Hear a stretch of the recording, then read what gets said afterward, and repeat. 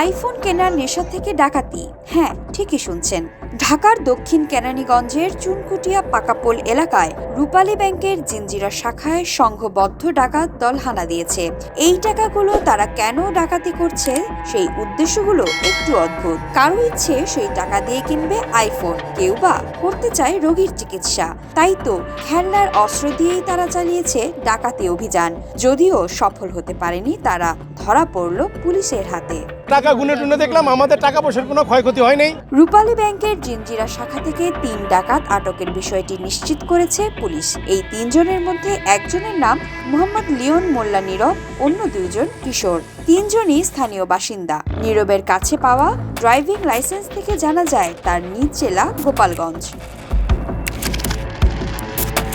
বৃহস্পতিবার রাত 8:30টার দিকে ঢাকা জেলার পুলিশ সুপার আহমেদ মঈদ এক সংবাদ সম্মেলনে জানান, এক কিডনি রোগীকে সাহায্য করতে তাদের 15 লাখ টাকা দরকার ছিল। এ কারণে তারা ব্যাংকে ডাকাতি করতে যায় বলে প্রাথমিক জিজ্ঞাসাবাদে জানা গেছে। বাকি 3 লাখ টাকা দিয়ে আইফোন কেনার কথা জানায় তারা। তবে তারা যে রোগীর ঠিকানা দিয়েছে সেটির যাচাই বাছাই চলছে। আদৌ সত্য কিনা তা খতিয়ে দেখছে পুলিশ।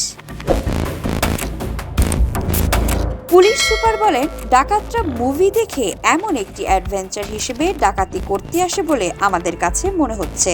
তবে তাদের অপরাধী বলা যায় না, তারা হয়তো মিসগাইডেড। আটক করার পর তাদের হাতে 18 লাখ নগদ টাকা এবং 4টি খেলনা পিস্তল ও 2টি দেশীয় ছুরি পাওয়া যায়।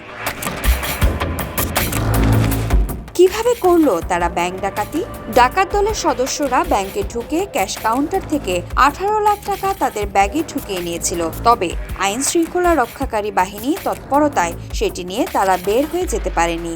এমনকি আইন শৃঙ্খলা রক্ষাকারী বাহিনীর কার্যকরী পদক্ষেপের কারণে কোনো হতাহতের ঘটনা ঘটেনি বলেও জানান পুলিশ সুপার। ডাকাত দলের আসল মোটিভ কি ছিল, তাদের সঙ্গে আরো কেউ জড়িত আছে কিনা সে বিষয়ে আরো বিস্তারিত খতিয়ে দেখা হচ্ছে বলে জানান পুলিশ সুপার। এর আগে দুপুর 2টার দিকে ডাকাত দল ব্যাংকটিতে হানা দেয়। বিষয়টি এলাকায় জানাজানি হলে ব্যাংকের পাশের একটি মসজিদ থেকে মাইকিং করে ডাকাত আসার কথা জানানো হয়। এতে ব্যাংকটির সামনে ভিড় করেন স্থানীয় জনতা। খবর পেয়ে দ্রুত ব্যাংকটি বাইরে থেকে ঘিরে রাখে র্যাব, পুলিশ ও সেনাবাহিনীর সদস্যরা। পরে তারা জিম্মিদের উদ্ধারে পদক্ষেপ শুরু করে। জানা গেছে, আইন শৃঙ্খলা রক্ষাকারী বাহিনীর পক্ষ থেকে ডাকাত দলের সদস্যদের সঙ্গে আলোচনা করে তাদের আত্মসমর্পণে রাজি করানো হয়। ডাকাত দলের সদস্যরা জানালা দিয়ে অস্ত্র সমর্পণ করে। একটি বন্দুক জানালা দিয়ে ফেলা হয়, বাকি অস্ত্র ব্যাগে ভরে বাইরে ফেলে দেয় ডাকাত দলের সদস্যরা। পরে একে একে ডাকাত দলের সদস্যরা বেরিয়ে আসে। তখন আইন শৃঙ্খলা রক্ষাকারী বাহিনীর সদস্যরা 3 ডাকাত সদস্যকে গাড়িতে তুলে নিয়ে যায়।